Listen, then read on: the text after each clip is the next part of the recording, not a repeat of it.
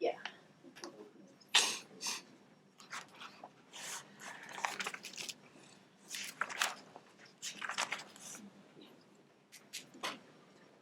Okay, good afternoon. Thanks for being here. So, I hope to enlighten you what in Kazakh security policy. Why do I think I'm capable of doing that? I always say I know the security policy from both sides. That is, at the time, some 9 years ago, I've drafted for the Chief of Defense Staff of the Netherlands Armed Forces the first Netherlands Defense Doctrine. And in 2004, I did my PhD at Amsterdam University on Russian security policy in the 90s, so hence also on security documents, so military doctrine, strategies, and all that. And since my arrival in Kazakhstan last July, I thought it would be a good idea to study Kazakh security policy, and I'm now here to follow that up with further broadening my knowledge of Central Asian security policy. So, what would I like to do? I will do two things. The main question is, what about the consistency of Kazakh security policy? And I will compare theory with practice. First, the theoretic fundament of Kazakh security policy, that is the security documents, such as the military doctrine and a lot of other documents. And then I will take a look into the practice of Kazakh security policy, what the actual security policy is in the international arena, and what the response is of other international actors to that. And then I will draw some conclusions in comparing the theory, the documents, and the actual policy to see if that is concurrent. Well, we didn't talk about Q&A yet, but I don't have a problem with if people interrupt me during the talk, because I have enough slides. So you can ask questions at any time. And if it goes on too much, then I will just go on, but I think it's better than to wait for the 30 or some slides to finish. Okay, now of course I don't know your background, and so it's a little bit hard for me. For me, all these security documents are self-evident, whether they are Dutch, American, Russian, or Kazakh. But well, not all of you might know them, but I will try to enlighten the differences between the security documents. So the first part, the theory.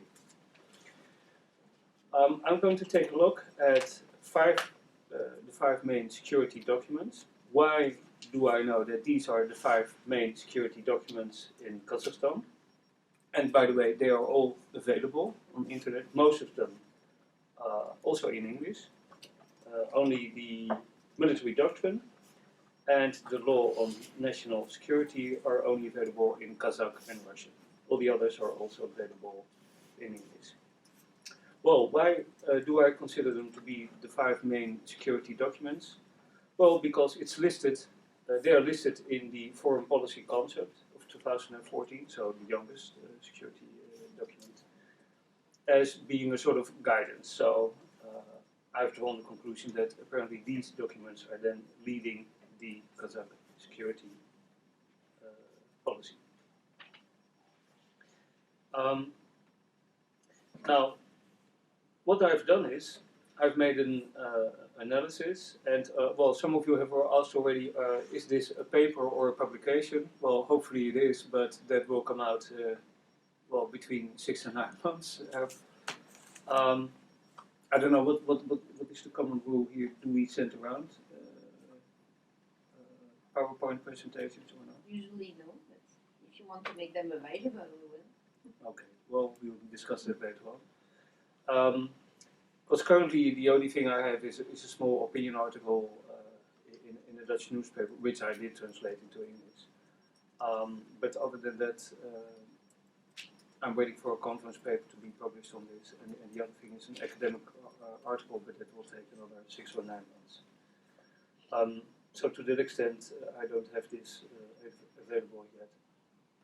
Okay, now what I've done with these 5 security documents, I've compared them. And this is a sort of old trick of me, because I did this with my PhD as well on Russian security documents. So I've analyzed them all on, let's say, on basic points which you will always find in security documents. As I said, whether they're Dutch or Russian or American, you will always see this. First, a number of general provisions, what security policy is. Then the different types of security, because nowadays we talk about the broad concept of security, which is much more than only the military and the diplomatic stuff, which is traditional, the point of view. Then you get the objectives of the security policy, and usually that is intertwined with national interests. The national interests sort of dictate the objectives. And then countering that are threats, both internal threats and external threats.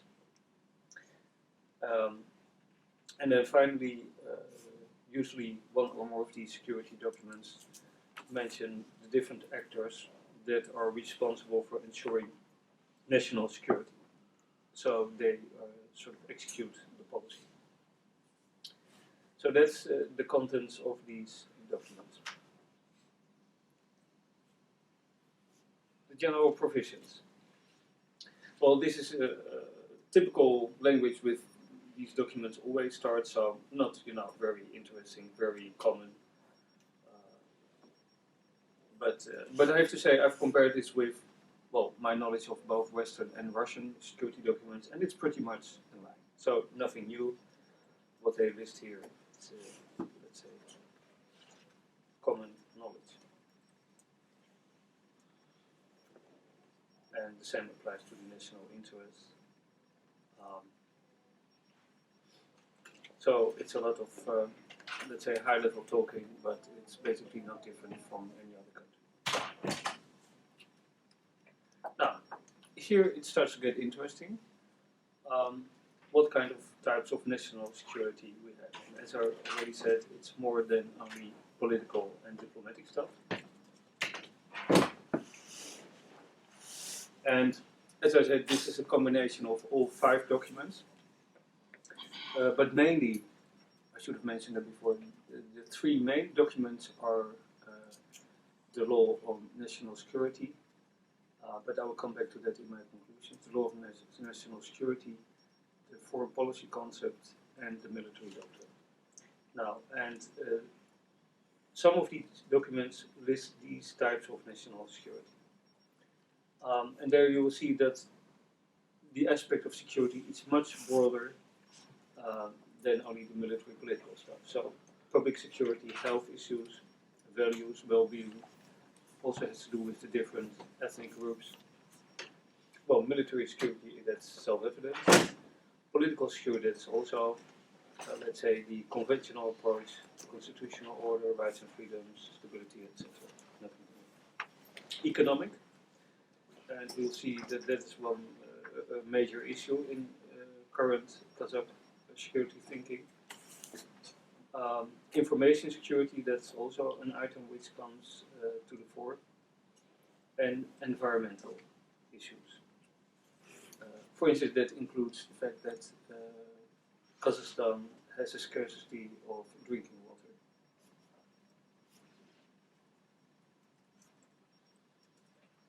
Now, these are the objectives of security policy, as mentioned in the different security documents. Well, the first one, that is the traditional domestic one, ensuring national security, your defense capacity, ensuring sovereignty, territorial unity. Then, and this is typical for Kazakhstan, the successful implementation of the Strategy 2050. Now, if I go back, there we have these 5 security documents. You see number 4 is the Kazakhstan 2050 strategy. Now, this document, this is a sort of leading document for all aspects of Kazakhstan.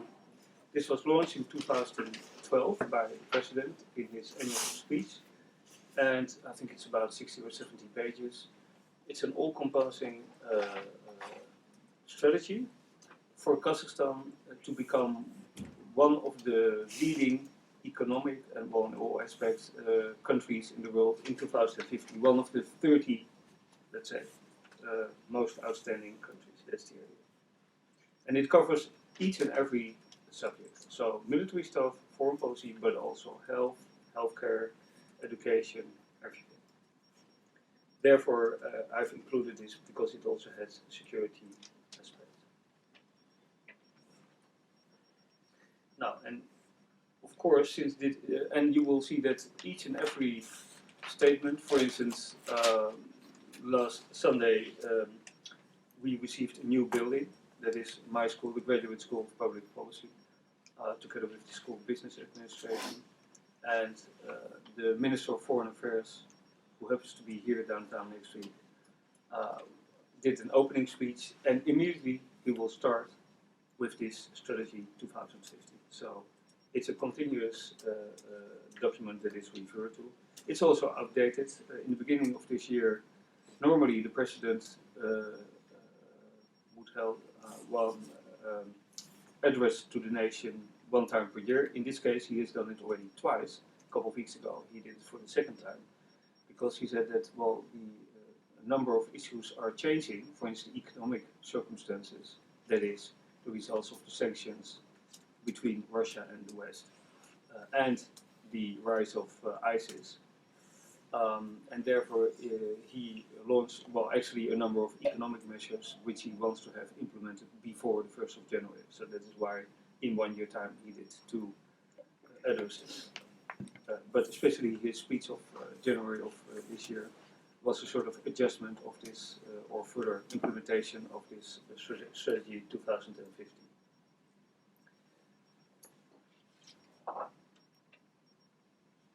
So, and again, it covers basically everything you could think of, all aspects of society and of the state.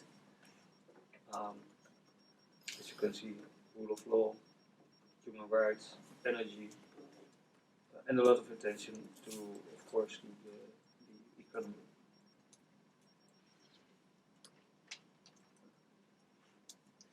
So these were the aspects on a domestic level. Then on a global level,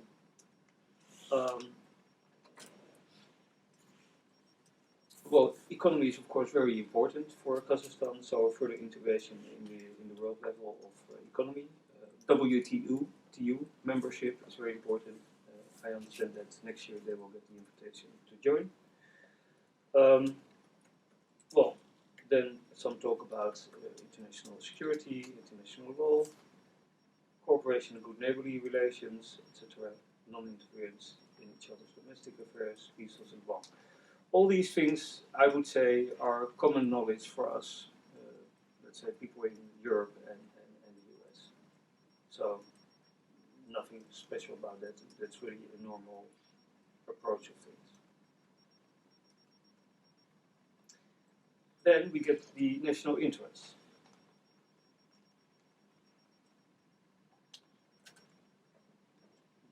Well, these aspects are also, well, let's say, more a traditional approach to security. But also the new aspects, social aspects, economic aspects, social harmony, political stability, quality of health, social security, education. Well, Nazarbayev University is, of course, by far the outstanding institute that is, well, also going to be a vanguard for all other universities in Kazakhstan to take the lead in all kinds of aspects.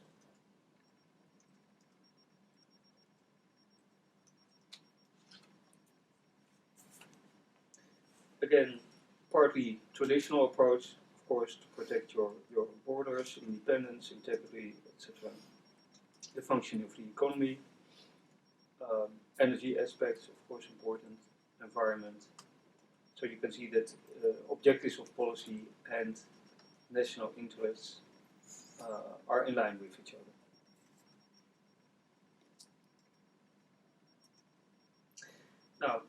threats, again based upon these 5 documents, but especially on the military doctrine, the foreign policy concepts, and the law on national security. These are the aspects, well, which come to the fore. You would also always see in Central Asia terrorism, separatism, extremism. That has to do also with the principles of the Shanghai Cooperation Organization, which I will talk about later on. But also other aspects. Again, it's the broad concept of security. Problems in demography, let's say the population going down, maybe because of health problems, uncontrolled immigration, social and political situation, conflicts. There are of course different groupings within Kazakhstan, different tribes and all that. So these are the domestic threats.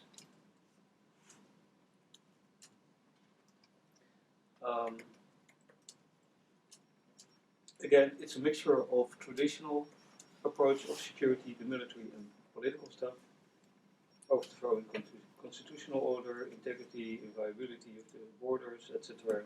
Again, terrorism, extremism, separatism, economic security, environmental, drinking water, I already mentioned that, and health situation.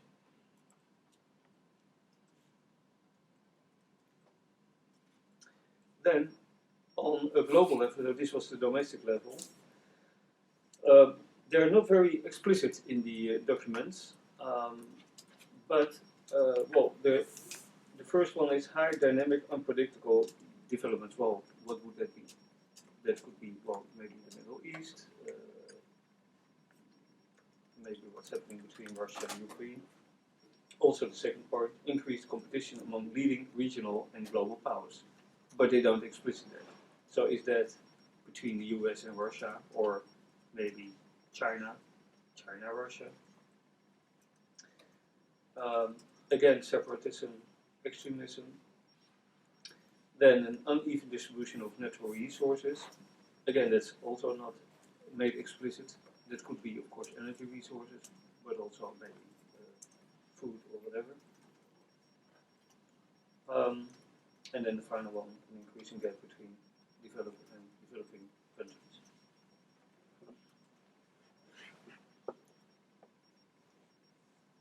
And then more specifically in the Central Asian region, the situation of Afghanistan. That is of course a big worry, not only for Kazakhstan but for the whole of Central Asia and for Russia and China as well. What is going to happen after the withdrawal of most of the NATO forces and US forces at the end of this year.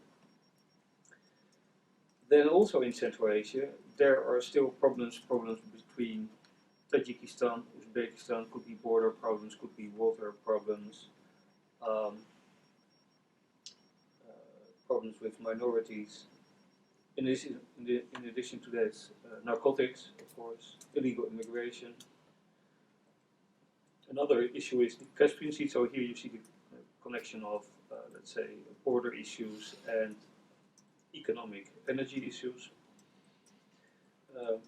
They mentioned that some Caspian states are increasing their military capabilities. Well, that is, for instance, Azerbaijan, but also Iran. And Russia is also reinforcing its Caspian flotilla. And some of the oil fields are disputed.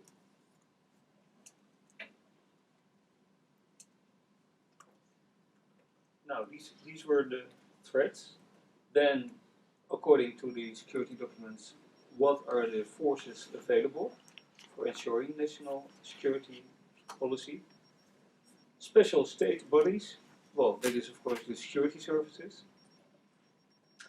Then the armed forces, other troops, that is other troops other than the Ministry of Defense, for instance, the border guard troops of the KB, the security service, and there are other, what we would call the paramilitary forces. So, well, another one is the Ministry for Emergencies. So there are other law enforcing agencies other than the Ministry of Defense, and they have their own armed forces or military formations. So people that carry weapons. Then other organs like financial police, state fire service, customs, emergency services.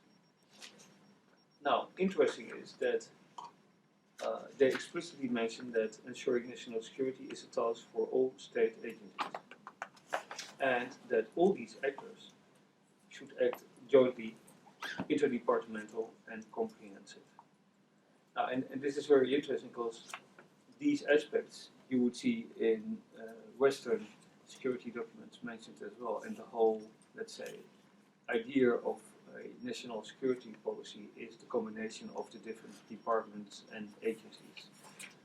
And when I at the time drafted the Netherlands Defense Doctrine, and subsequently we had a national security strategy, and later on now we had an international security strategy, you would also see these aspects. So clearly the policymakers in Kazakhstan have had a clear vision and a good mindset and a good insight in security documents of other countries, both Russian and Western security documents.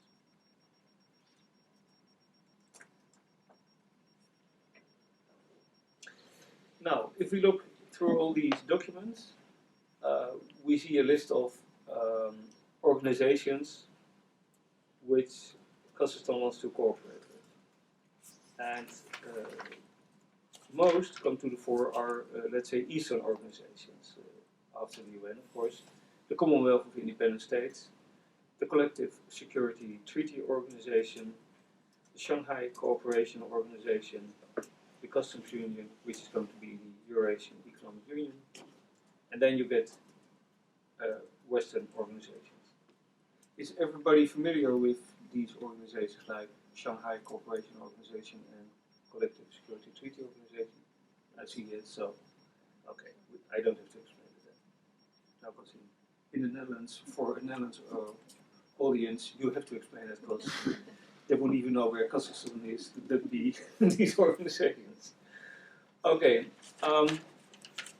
Secondly, if you see what are the most favored countries to cooperate, well, these are Russia, China, Central Asian states, and then later on you get Western states, USA, European states, etc. So you can clearly see that in the enumeration of cooperation actors, a preference to the East.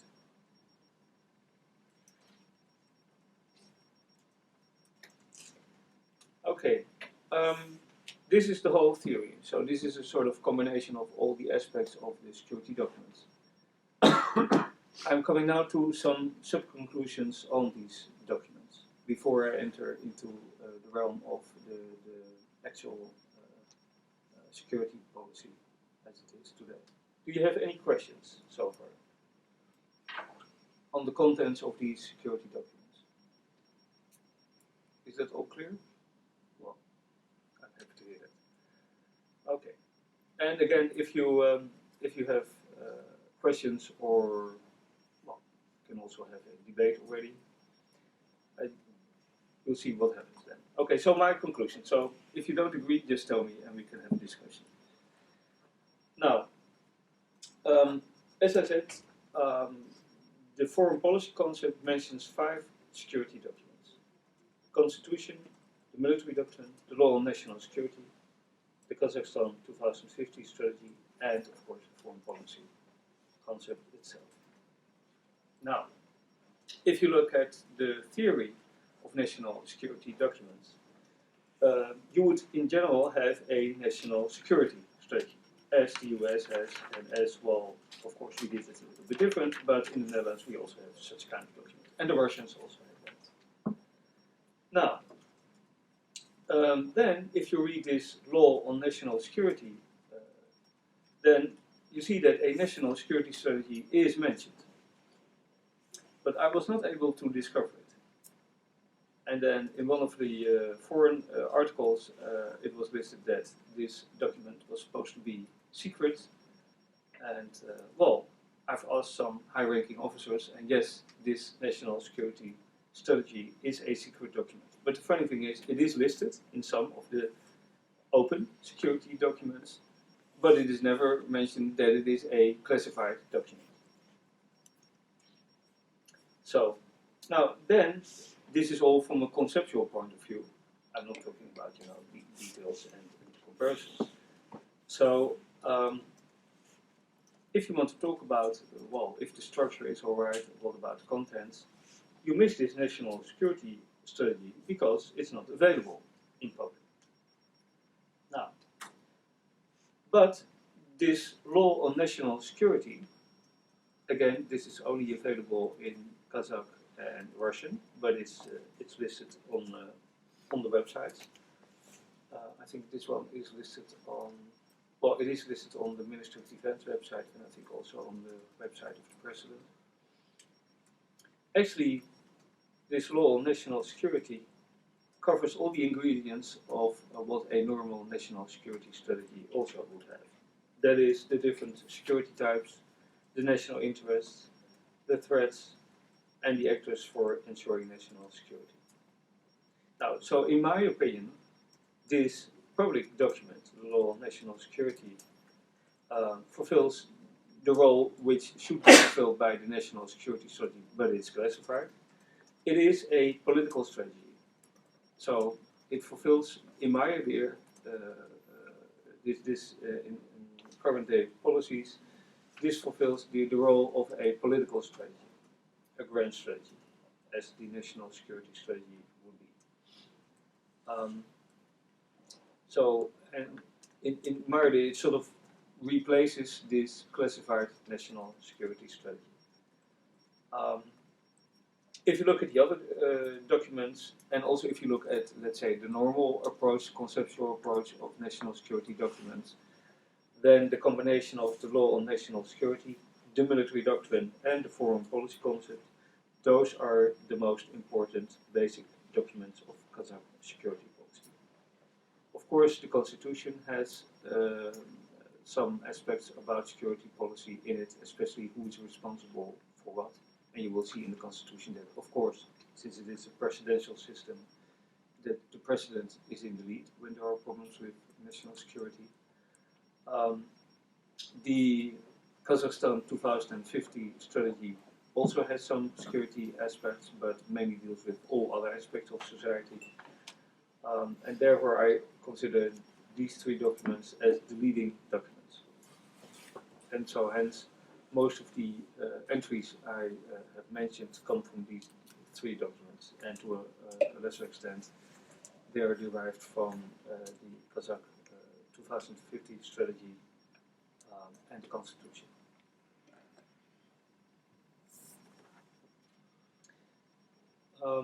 All of these documents rightly recognize that security is much more than the political and the military approach, since they also describe public information, economy, energy, environmental issues, health, whatever.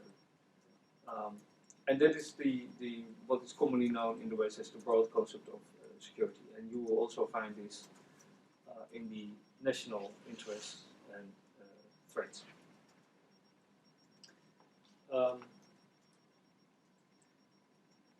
The broad concept, but also the emphasis on interaction and a joint approach of all actors involved in security, that really informs to modern security thinking, as we know it in the US and in Europe, but also corresponding with Russian security thinking.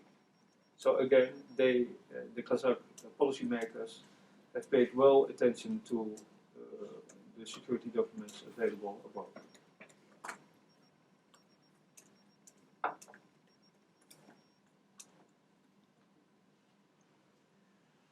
Also concurrent with modern security thinking, we see that energy security is a vital security factor. This is one of the items which comes to the fore in the different security documents time and time again. And then, for instance, by stating that energy infrastructure should be protected, energy dependence, sustainable development, the legal status of the Caspian Sea, which is still not arranged, so that is a possible threat. And the protection of national interests of Kazakhstan in the territorial sea, continental shelf, etc. So energy is an important factor. And again, this is also concurrent with current modern security thinking. Another aspect is that repeatedly you will see mentioned in these documents the Eurasian Economic Union, as it is going to start in January, which is now still based upon the customs union between Russia, Belarus, and Kazakhstan. And they mention aspects of border protection, that border protection is important as to guarantee the customs union, and it's also important as part of the Eurasian economic integration. Next point. I already mentioned that the enumeration of cooperation actors reveals a preference to the East. Well, this is not surprising, because Kazakhstan is a former Soviet republic. And if you look at its geopolitical situation between Russia and China, that makes sense, of course, that these countries and the most important organizations in the area are mentioned first. However, you see that a number of other Western countries, the US, the UK, Germany, are mentioned, and also Western organizations as OSCE, well, OSCE is of course Western and Eastern, European Union and NATO and its cooperation are also stressed. Because Kazakhstan claims to have a multi-factor policy, so not only directed on one, let's say, specific region, but much more. And so, although there is a preference to the East, this is, well, understandable, but you cannot say that Kazakh security policy is aimed only to the East. It's really to all sides.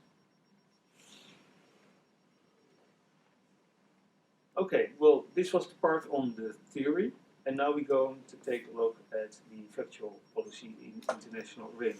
Because the basic question of the lecture is the theory, the security documents, is that in line with the factual policy in international arena? Are they concurrent? Any questions so far? Yeah? So most of these documents are new. The 5 documents you mentioned from 2012 to 2014. Mm-hmm. From in your knowledge, is there change in theory? I mean, has anything changed in Kazakh security thinking, just in terms of the theoretical in the documents from the past? I mean, like, is there anything particularly new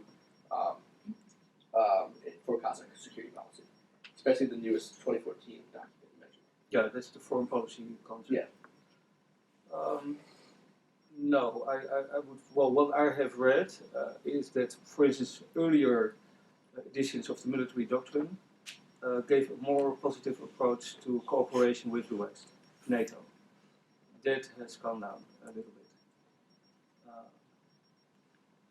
But it's of course hard to say how it is. Yeah. I mean, the practice, well, you can see both things, because they've had, recently they've had this Step Eagle exercises, this time in Germany, with NATO, what they do each year.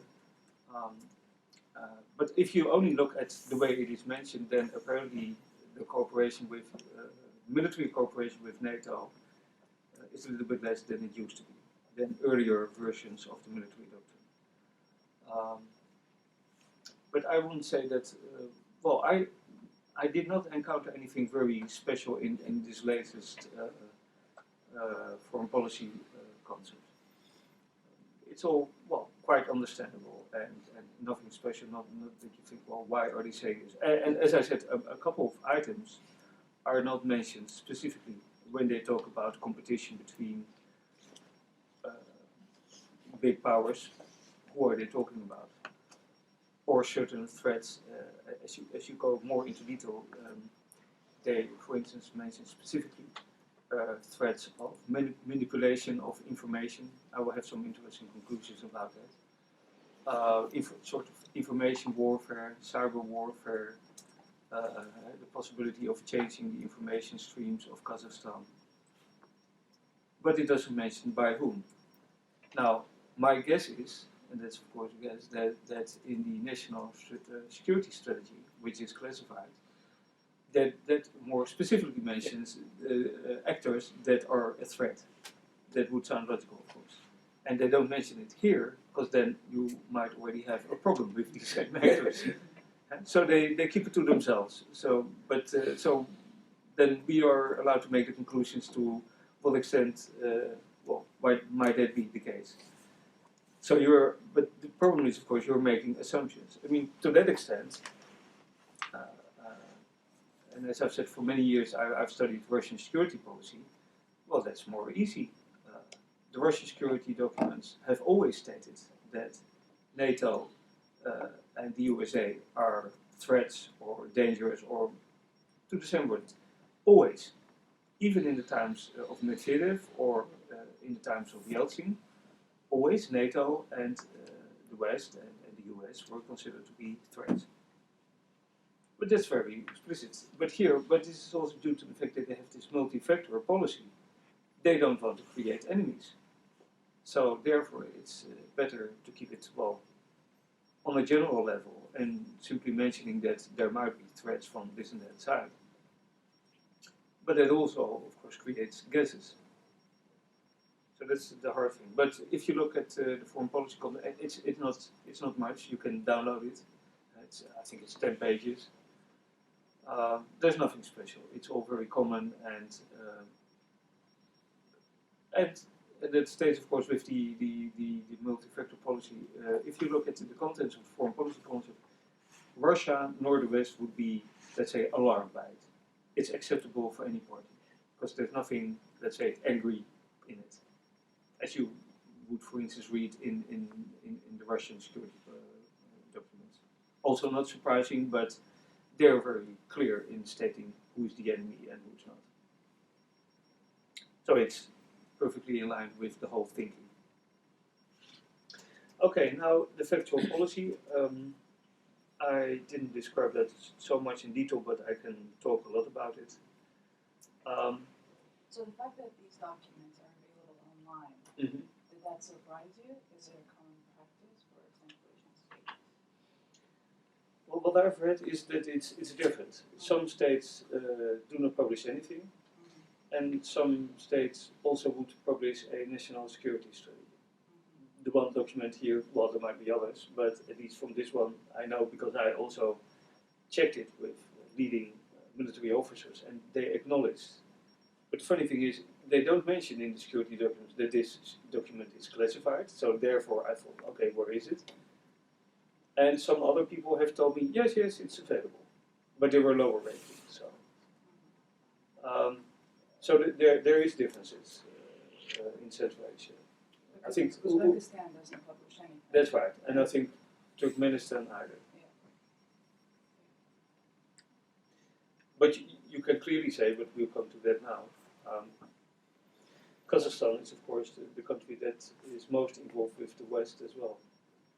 So then it also makes sense to be more transparent in your security policy. Okay, now I've taken a look at what the actual topics are in security. It's of course a mixture of foreign and security policy. I've put it in bullets, but I will talk much more in detail about it. Now, when it comes, and of course you will see basically the same actors as I've listed, which are the actors which they have the most cooperation with, both countries and organizations that are mentioned for the security documents as well. Now, if we take Russia, recently a friendship and good neighborly treaty has been signed. I think it was a new one. And also a treaty for military cooperation. Now, interestingly, the one on military cooperation is not so interesting, but the one on good neighborly relations is, to the extent that there has been a huge discussion in Kazakh parliament about this document, because it says that Russia and Kazakhstan conduct a joint foreign policy, not security, but foreign policy. And it was for me interesting to see in statements by the Kazakh press agency, Televi News, that apparently a lot of senators were worried about this content. So they said, okay, so Moscow is sort of going to dictate what our foreign policy is. Or if we have any foreign policy initiative, do we first have to comply this with Moscow? Well, and one of the deputy ministers of foreign affairs, Musinov, tried to ease that down in the discussions, and he said, no, it's just general statements that we agree on the same line and all that. But I have my doubts if the worries are away. So then the question is, why would Kazakhstan do this? Because, again, when I come back to my main question is, are the security documents in line with the factual policy? Well then, if you look at national interests, such as having an independent policy and your, let's say, constitutional order and sovereignty,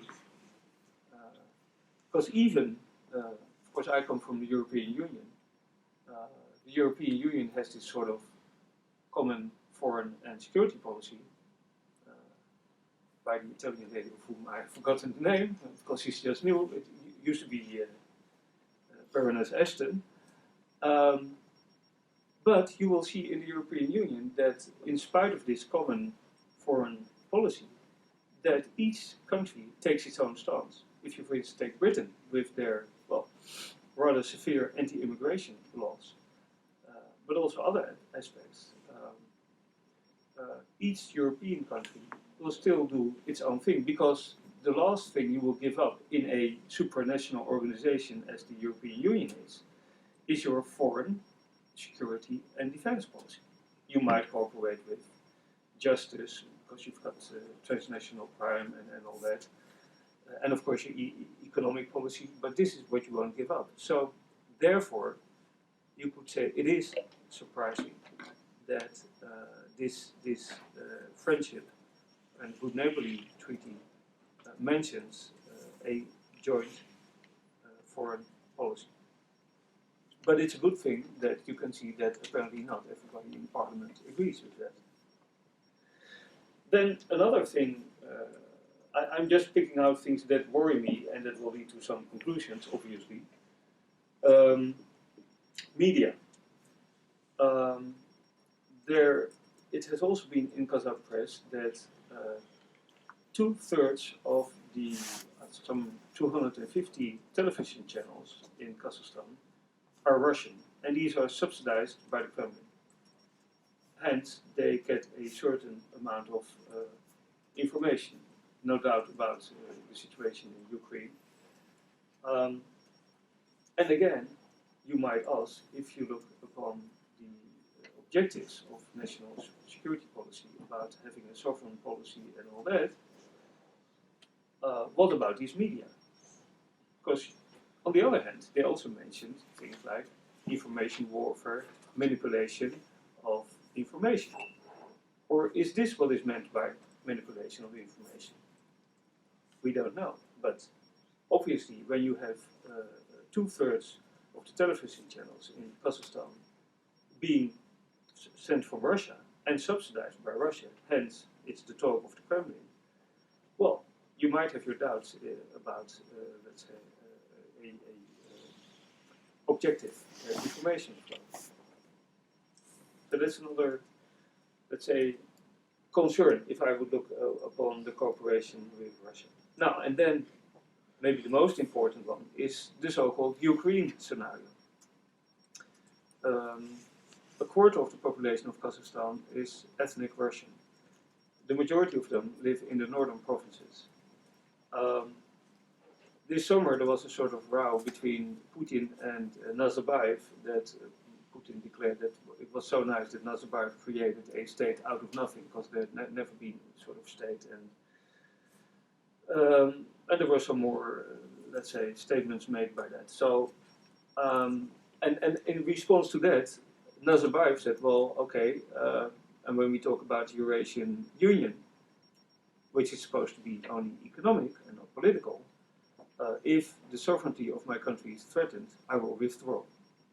This was in the same time period as the remarks by Putin about Kazakhstan, well, whether it should be an independent state or was really an independent state, or that it could better be under a Russian, let's say, leadership.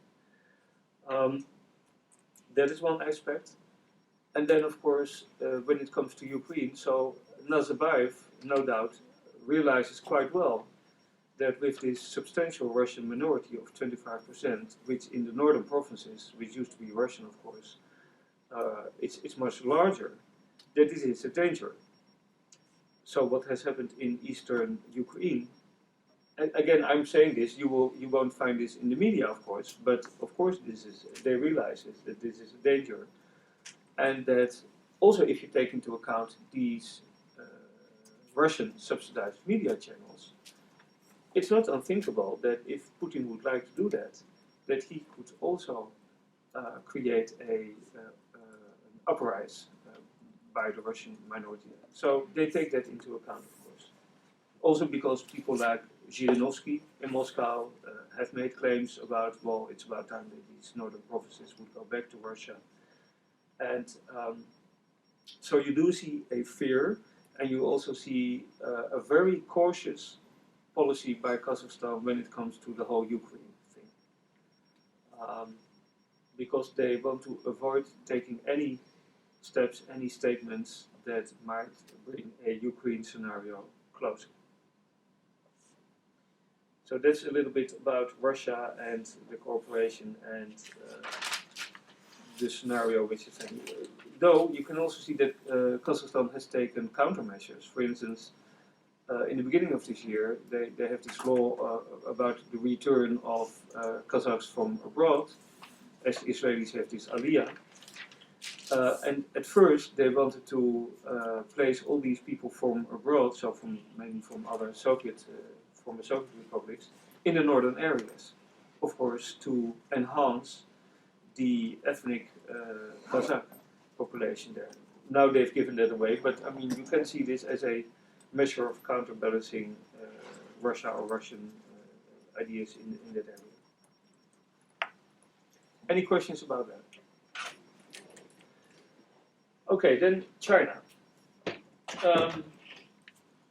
Kazakhstan conducts a good economic cooperation with China. China is involved in the oil exploitation in the Kazakh part of the Caspian Sea. There is a gas pipeline between Kazakhstan and China. That, of course, is not to the liking of Putin. And this is interesting that you can see that in this way, Kazakhstan tries to diminish, let's say, the overweight of Russia by having a good economic and energy cooperation with China. As to Afghanistan, President Nazarbayev has explicitly said how happy he was with the Western involvement in Kazakhstan. Of course, they are worried about the future. Kazakhstan supported the NATO transport route, the Northern Distribution Network. And Kazakhstan also supports directly Afghanistan with a number of socio-economic measures. I think direct food support, but also other socio-economic aspects. Then, when we come to the Shanghai Cooperation Organization, which is political, economic, and security cooperation, it's interesting to see that last year the Kazakh Minister of Foreign Affairs made the suggestion that the SCO should cooperate with NATO.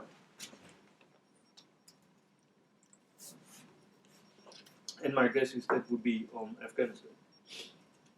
And as you might know, NATO has always declared that they don't want to cooperate with the Shanghai Cooperation Organization, but even less with the Collective Security Treaty Organization, a military alliance, because it is dominated by Russia. And then it's interesting to see that Kazakhstan takes the point of view that, well, there should be cooperation between SCO and NATO. Then the Collective Security Treaty Organization. Of course, they're well aware of the threat from Afghanistan. Their collective response force is mainly posed against that threat.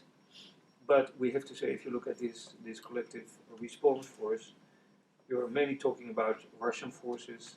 I think the military base in Dushanbe is considered to be part of that, and also the one in Kyrgyzstan, in Kant. They do exercises. Last September, there was an exercise of CSTO in Kazakh in Kazakhstan. So the Afghan threat is a major concern for the CSTO. Then the Eurasian Union, the upcoming Eurasian Union as of January, close economic ties between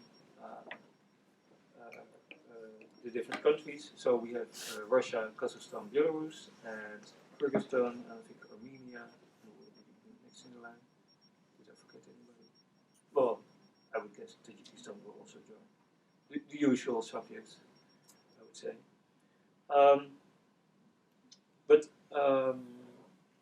Sergei Lavrov, the Minister of Foreign Affairs of Russia, has repeatedly said that this is only to be economical and not political. But that is, of course, the big question. Then, cooperation with the West. The OSCE, the Organization for Security and Cooperation in Europe. Kazakhstan had as the first, let's say, former Soviet Republic or Eastern country in 2010 the presidency. With the European Union recently, Kazakhstan and the EU agreed on this enhanced partnership and cooperation agreement with a lot of aspects, including security aspects. With NATO, there's a substantial cooperation. I think Kazakhstan is for a former Soviet country on the highest level of cooperation. Partnership for Peace, annual exercise, Step Eagle, and there is a Partnership for Peace training center, Kazzen, in Almaty, where they train on, let's say, military operational aspects, especially for peacekeeping operations. Then the issue of Iran. Kazakhstan is on the forefront of nuclear disarmament due to the fact that they had Semipalatinsk, the Soviet nuclear test site. You can see that they are very much involved in cooperating with Iran.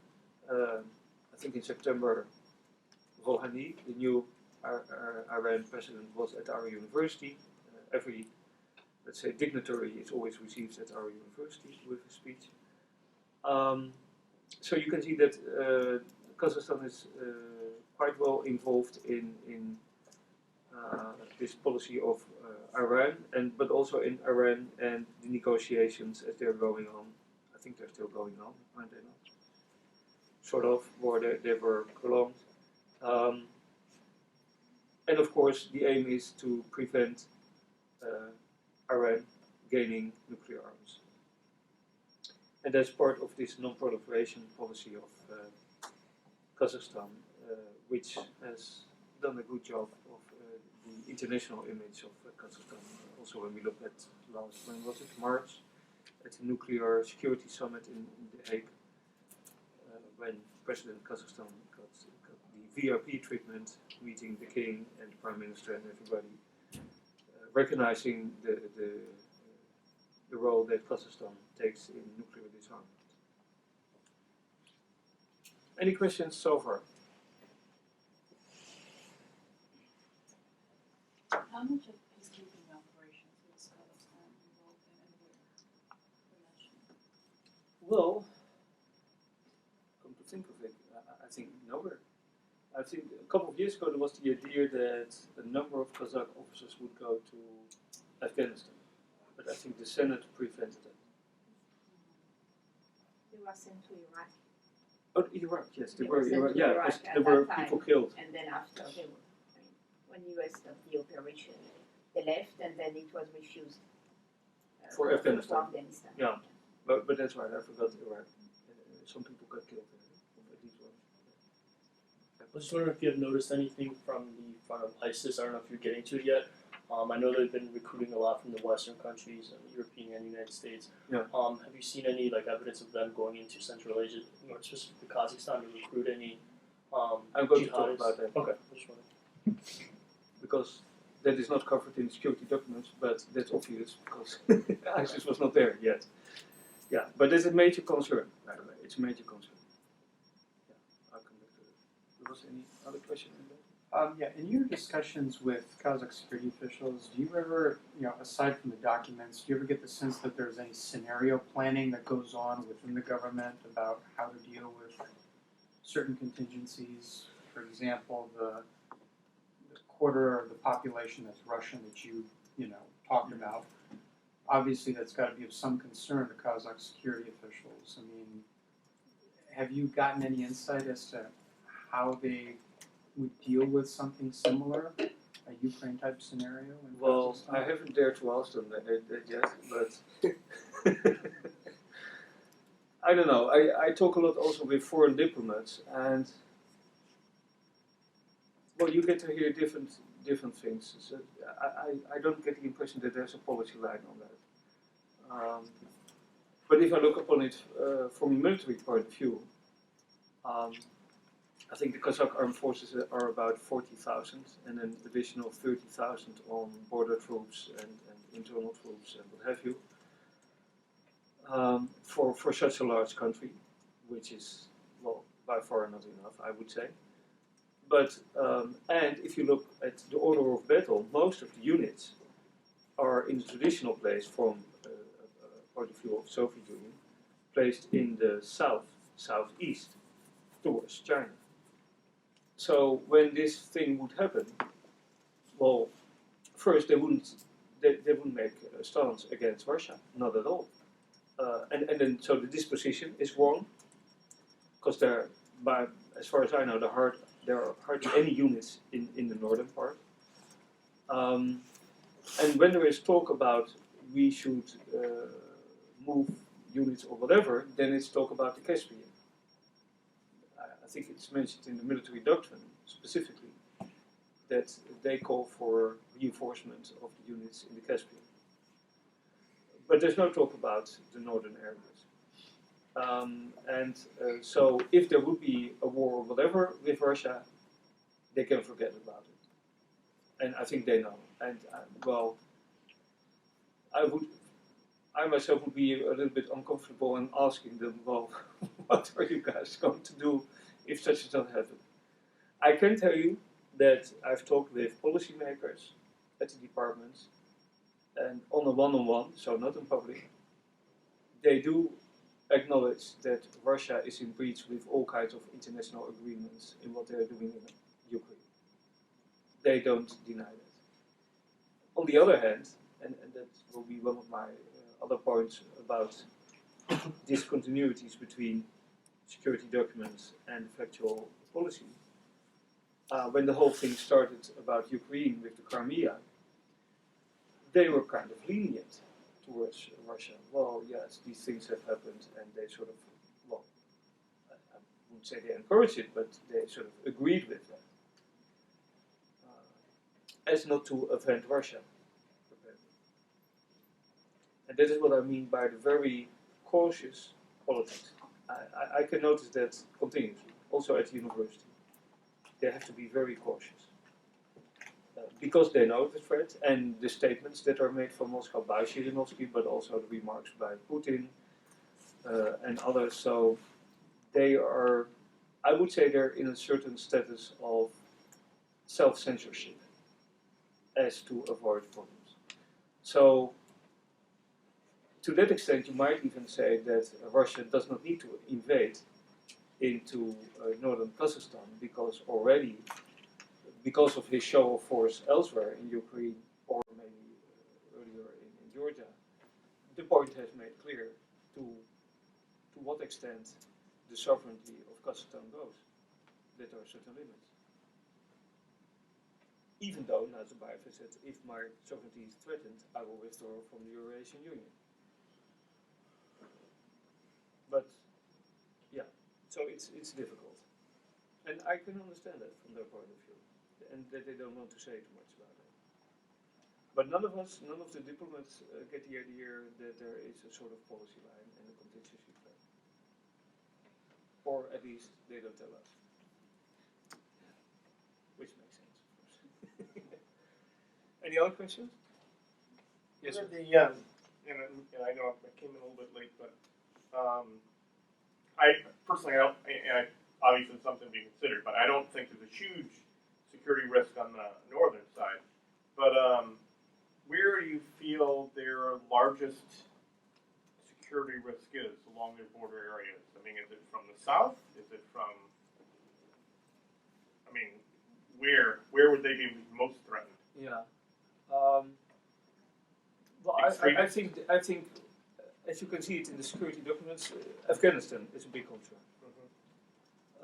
And then we're talking about, they've also had consultations with China because they say the Uyghurs, or whatever it's called, which you also have in Kazakhstan, that creates terrorist groupings. They might be aligned to Taliban or whatsoever. I'm not a specialist on that. And so this is where they see a threat from, so the terrorism. Of course, in combination with narcotics. But now, and it was already asked, lately, the last couple of weeks, I see a huge concern on Islamic State. More and more statements made in, well, that is the formal Kazakh Tengri News press agency, that they are very worried and they are going to take measures. And I also see this in their consultations with the Commonwealth of Independent States and the Security Council Secretary. So all of them are very worried. Because what we are facing, I don't know about the US, but I knew about Europe, all these jihadi people coming back and starting their own little game, or simply attacking people. That's what Kazakhstan is also afraid of. Kind of a brief follow-up on that. And as a result of that, and even though they mentioned energy and infrastructure specifically in their policy, Yeah. what kind of threat do you think from extremist groups like that, is there a threat posed on their infrastructure, their pipelines, and what steps are they taking to protect those? Well, traditionally, and we're talking mainly about the Caspian then, the threat would be, for instance, a conflict between Azerbaijan and Iran, which has been close to in the past. On the other hand, I've seen that the CSTO has been conducting exercises on countering terrorist attacks. So they are aware of that. But other than that, you don't see that specifically in the security documents. But I would imagine that, well, energy is of course very important also for the national income. So that would be a great concern. But as far as I read it now in the security documents, it's more, let's say, a war between different littoral states in the Caspian. But I think that whole concept is going to change with Islamic State. May I participate? Yeah.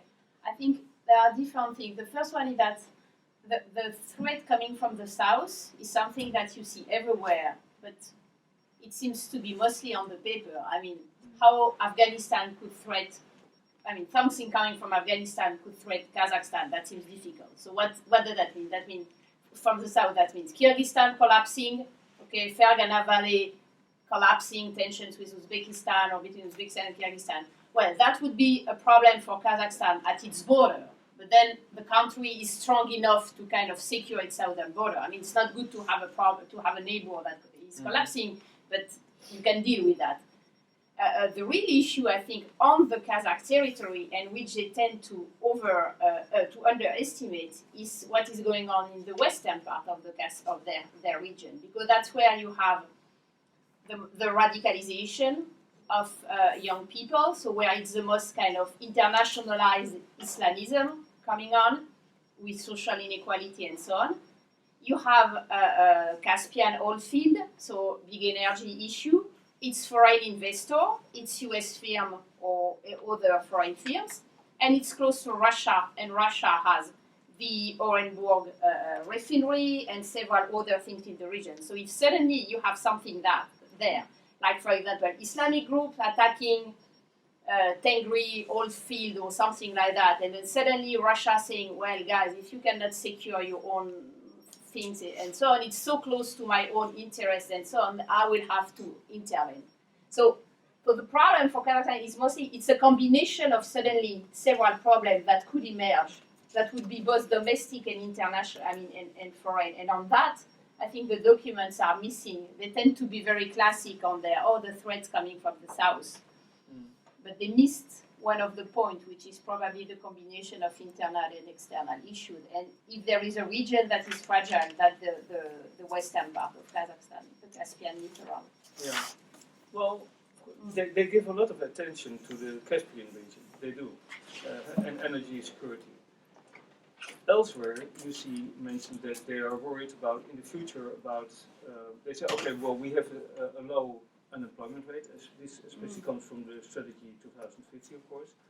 But this might change, and also the law on national security. I would say that is the base, because this is the only document which looks further ahead. What if the population goes down? What does it have for consequences for the labor potential and all that? What about if the differences in income become larger? Will we have social unrest then? Although we now have a low unemployment rate, that could be the case. So, but then they don't explicitly mention the West. No. What I always hear, but I'm new in town, is that if you talk about more radicalized Islamic people, they're in the south. But that's what I hear. Yeah, but that's the usual narrative from Kazakhstan, to say that problems are coming from Uzbeks because Uzbeks are the most radicalized. But that's not true. That's not because they are conflating the fact that people are practicing Islam with the fact that you have groups radicalizing and moving to violence, which is two totally different strategies. And that's not a surprise that the main bombing and terrorist attacks they were not in the south. They were all in the western region. So I think. Yeah, but it's a couple of years ago when they had this attack. Radicalization is not going among the Uzbek minority. It's going among the ethnic Kazakhs from western regions who are kind of radical. Well, let's continue. Okay, well, it's new for me, but I'm always interested. And of course, you would never read this in a security document, would you? No. Okay. Now, the conclusions. So, of the comparison between the theory and the practice. And I've put it in the schedule, the usual schedule of national interest, threats, and assuring policy. Okay, what I've done is, but actually I've told them already, most of them. I've put in red, which are the major discontinuities between theory, security documents, and the actual policy. Now, and I would see the majority when it comes to the traditional approach of a country having an independent policy, sovereign rights, and all that. Then I see a discontinuity when it comes to all these connections with Russia, with this Friendship and Neighborly Treaty, with the Eurasian Union. I see breaches in the sovereign rights of Kazakhstan. The aspect of a common foreign policy. Yeah, it's a strange thing. Why would you put that in a bilateral treaty? This Russian media, of course, now they will probably spread around the good news from Moscow about Ukraine. But if they want to do a bad thing, they could spread around, let's say, what they talk about in the security documents, manipulation of information that the Kazakh authorities are doing something which they don't like. And of course, these threatening remarks by Russian politicians such as Zhirinovsky. And then the other aspect is the deepening economic ties with Russia through the Eurasian Union, from which we can already see that it is not beneficial for Kazakhstan. All the sanctions between the West and Russia will affect Kazakh policies and the economy of Kazakhstan. Let me see. I've got this here. Oh, yeah. Okay. Secondly, Kazakh's nuclear security policy, which is, especially for its international reputation, very important. In this, they criticize the nuclear powers, the US and Russia, for not sufficiently protecting those countries that have given up their nuclear arms, specifically Kazakhstan, Ukraine. However, if you look at spring of this year, you see that Kazakhstan, well, didn't do much of criticizing Russia for the activities of Russia on the Crimea and eastern Ukraine.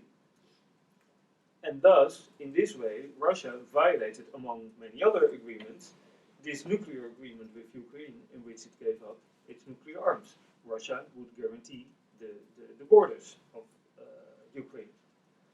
And then, to that extent, you don't hear any response from Kazakhstan. So if they are criticizing the nuclear powers, well, certainly in the case of Ukraine, this agreement has been infringed. Secondly, Kazakhstan closely cooperates with Iran. It says so because they say, well, as long as we talk, we will have Iran into the talks about giving up nuclear arms or not starting with nuclear arms and having, restrictions.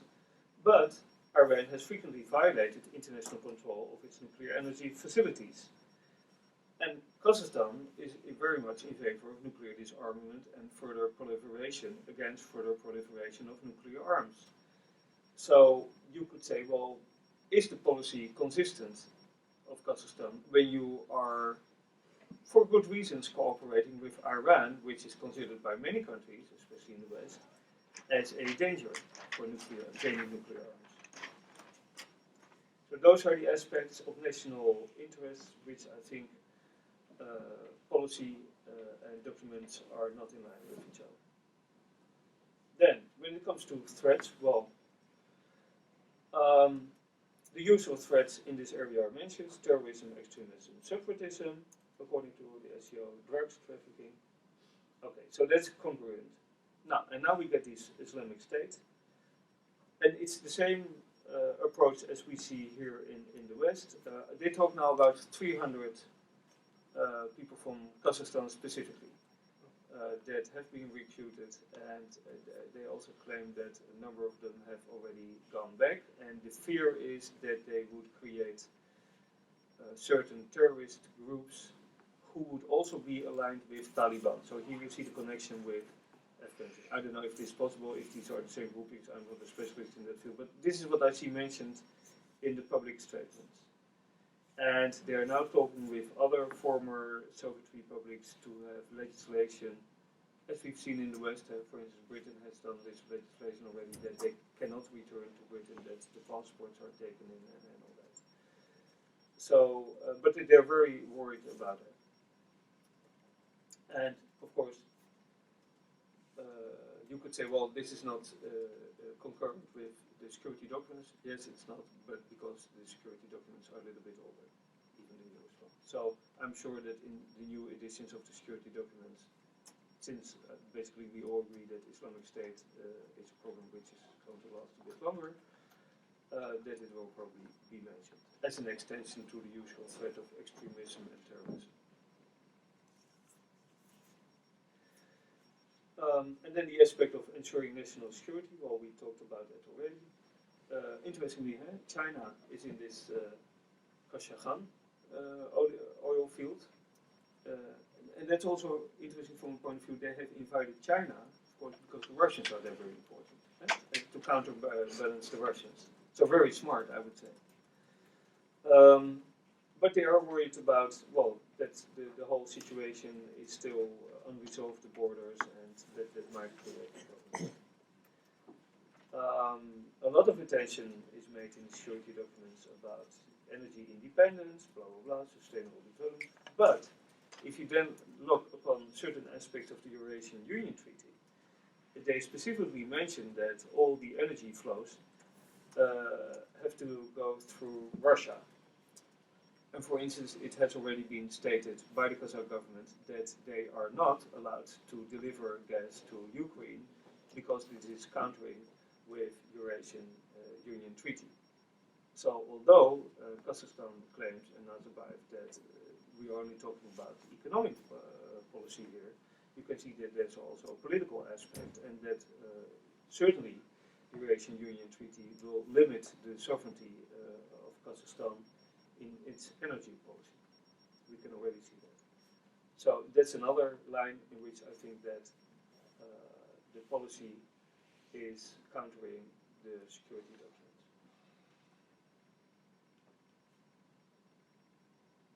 Now, then I was also going to do a little bit of a statement about Kazakhstan as a vanguard of East-West cooperation, and that has to do with especially Afghanistan. I already mentioned that although there's a preference for the East, that Kazakhstan also has very good relations with the West. With Moscow they talk on CSTO and SCO, but also they talk with Washington and Brussels, NATO and EU. So therefore Kazakhstan has a good position to foster cooperation, because as a result of Ukraine, all the cooperation between NATO and Russia in the NATO-Russia Council has been stopped. The different aspects we had, well, the northern distribution route is still used as far as I know, but the deliverance of helicopters and the training of counter-narcotic officers, those aspects have been stopped. And since last year, the Minister of Foreign Affairs of Kazakhstan made a statement about Kazakhstan calling for NATO SCO cooperation, they, in my idea, could have a role as intermediary between Russia and the West in dealing on Afghanistan for the future. And if they would do so, if they would, well, and I would specifically say there should be cooperation between NATO, EU on one side and CSTO and SCO on the other side, although especially the US is against that. But I think the problems of Afghanistan, as we will see them, will make this necessary. And to that extent, Kazakhstan might have a specific role, and in due course that could also be beneficial for the mistrust between Russia and the West as it is. Though it, of course, will not solve the problem of Ukraine, but at least we could cooperate on those issues which have a more global depth in security. So, my assessment, the inconsistencies between the policy and the security documents, so the theory and practice, are especially found in the ties between Kazakhstan and Russia, and on some nuclear issues, Iran. But overall, the theory and practice are in agreement. And to that extent, because this is of course not mathematics in which you can measure things, but I would say that overall there is a consistency between policy theory and practice. And therefore Kazakhstan's security policy is effective and to the benefit of its international prestige, which is one of its national objectives. That's my whole story. Wonderful, thank you so much. And so maybe let's have, we are short on time, but let's have some question and some discussion. Do we have some? Sebastian, you wanted to? Yeah, maybe. Sorry, if you. Yeah, please. I have a question about human rights and surveillance technology. Did you glean anything from these security documents regarding that? Human rights are mentioned a number of times, but that might be sort of obligatory. But they are mentioned, of course, in the Kazakhstan 2050 strategy, but also in the law of national security, that they should be protected. But that's basically all. There's no mention of surveillance technologies.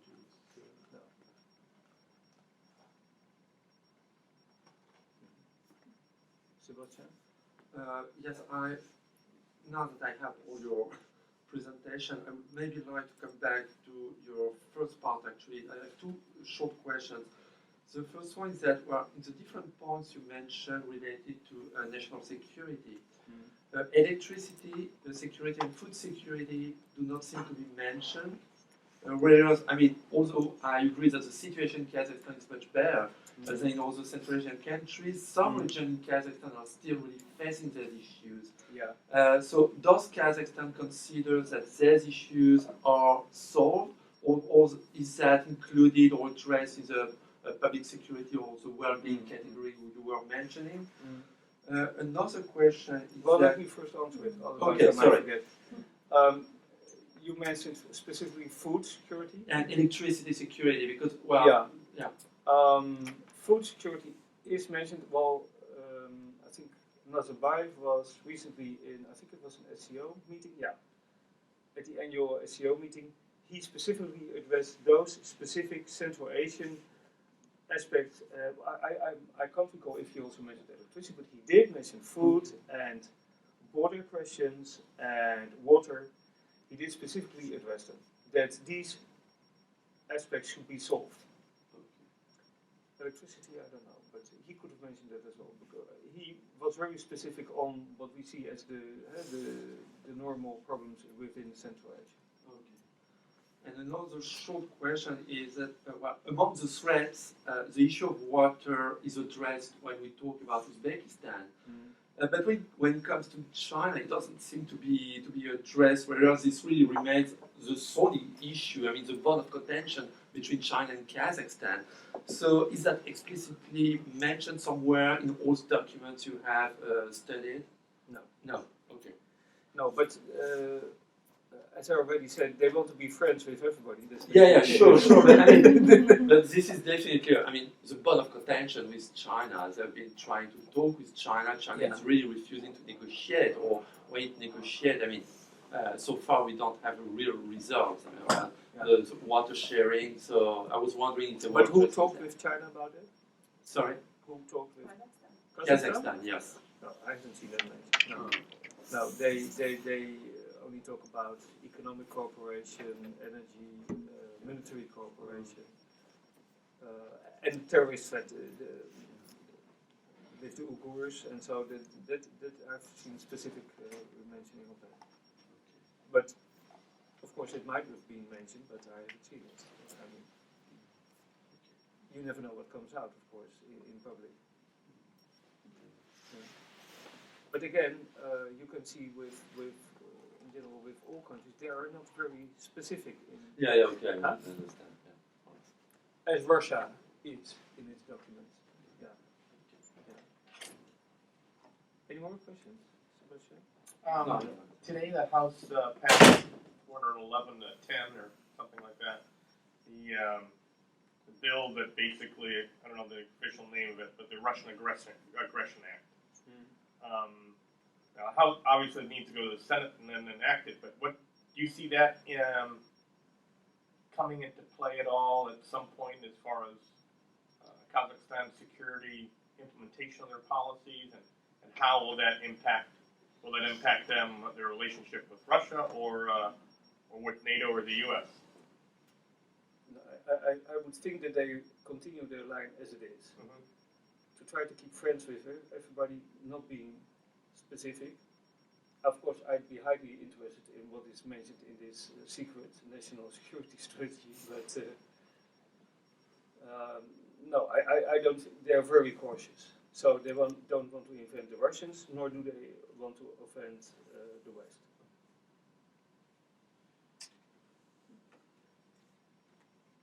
No questions?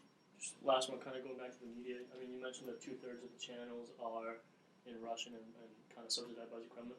Yeah. Is there any movement towards kind of ridding of that influence and kind of establishing like Kazakh media outlets that are more dominant, kind of getting? I know they don't want to make the Russians upset, but like, is there any kind of movement toward getting away from like the Russian influence, especially in the media, or is it just going to kind of stay status quo? Well, I haven't seen it yet, but again, well, this was explicitly mentioned at Tengri News, which is their own national press agency. So, and of course, when they mention something, it's not for nothing. It's not like here we launch something in the media. So you would expect that it would end up with the politicians as well, as was with the concern of this common foreign policy with Russia. So apparently it is an issue already, but I haven't seen anything about legislation. Well, it's of course difficult to have legislation against it, because then Russia would feel offended again. It's a sort of, they're hostage in itself. If I may add on this media issue, as they cannot officially forbid Russian TV broadcasting in Kazakhstan, the only way for them to compete is to be good and to offer better TV channel and better quality of information. And then you have all the issue of human capital. I mean, you need to have good journalists and good people trained to offer something that is more competitive than Russian TV, which they don't have, or that will take time for them to create. And then they often tend to conflate Russian language and Kazakh language issue with the issue of things produced in Russia and things produced in Kazakhstan. So they try to develop Kazakh-speaking media world, but that doesn't mean that because it's Kazakh, it's not taking information from the Russian side. So it's not really creating a specific narrative just because the language is different. So that's another issue they have. And if they want to have journalists trained to offer a counter narrative to the Russian media world, that means they have to train them in the West. But at the same time, they don't want their media people to be too much Western oriented. So they are in the middle of the crossroad because they themselves don't want also. I mean, their room of maneuver is limited. What's the internet access? So they're able. I don't know what the penetration of the internet and ICT is there, but once you do have that, you're pretty open to access whatever you want, correct? Yeah. Well, I have the impression, well, of course my knowledge is limited, but with our students we went to a little village to see how the local things are arranged on the local level. The one policeman, which we haven't seen, and the local post office, and the one factory they have, and the municipality, all in one building, so you get a private public enterprise. And one of the first things the mayor said, he started to talk about the internet access. So there was internet access, slowly, but and this was, a very little village of 1,000 people, 100 kilometers from Astana. So, well, we discussed that earlier already.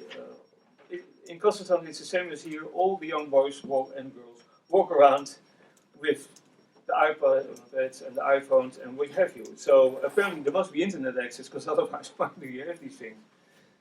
So I was in Uzbekistan last year, and everyone had access to. They could access U.S. sites if they wanted to, or news, or pretty openly.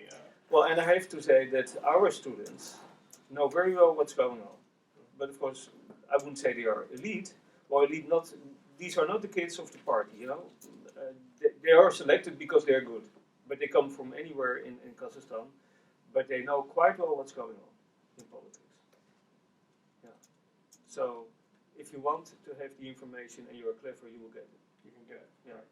Well, on that optimistic note, I propose we conclude, and please join me in thanking our speaker for today.